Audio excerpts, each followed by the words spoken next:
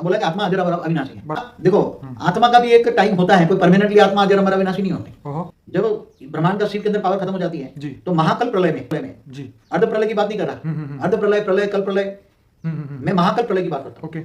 तो महाकल प्रलय में जब शिव के अंदर पावर खत्म हो जाती है तो सूर्य में प्रवेश कर लेते हैं, और जब सूर्य में प्रवेश करते हैं तो काल अग्नि पैदा करते हैं। काल माना समय, समय के सबका खत्म हो जाए, आत्माओं का समय खत्म हो गया। जैसे सर्जन किया जाए ऐसे विसर्जन कर लेते हैं।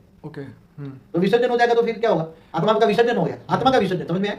तो वो ब्लैक काल अग्नि में जलाकर जो ब्लैक होल कहते हैं ना, तो ब्लैक होल में तो मतलब काल अग्नि में तो कोई आत्मा बचेगी नहीं ना, आत्मा का अस्तित्व ही खत्म हो जाता है। बाबू जी जैसे आपने एक बार बोला था कि देवताओं की जो आयु है वो ब्रह्मा का एक दिन है, मगर उसमें ये बताया मेरे को। देखो एक बात बताऊं, प्रलय कितने प्रकार के अर्ध प्रलय होता है 4 युग पूरा होने पर। जी जी जब 43,20,000 का 4 युग का युगांतर होता है तब जब प्रलय होता है तो बुरी आत्मा मनुष्य मर जाते हैं। तो मनुष्य मर जाते हैं तो उसकी आत्मा तो सूक्ष्म में ऊपर चली जाती है, दूसरे लोग में तीसरे लोग में कहीं ऊपर चली जाती है। तो आत्माओं का विनाश नहीं होता अर्ध प्रलय में। प्रलय में भी जब मनुष्य आत्मा होता है पूरा धरती पर प्रलय हो जाता है, मगर वो आत्माओं का विनाश नहीं होता। वो आत्मा ऊपर दूसरे लोग में या ऊपर अंतरिक्ष में चली जाती है, फिर नीचे जब धरती पर मनुष्य अवतार धारण करके फिर बाद में आती है। मगर आत्माओं का विनाश नहीं हुआ अर्ध प्रलय में। कल प्रलय में भी आत्माओं का विनाश नहीं होता, एक बात समझ लो।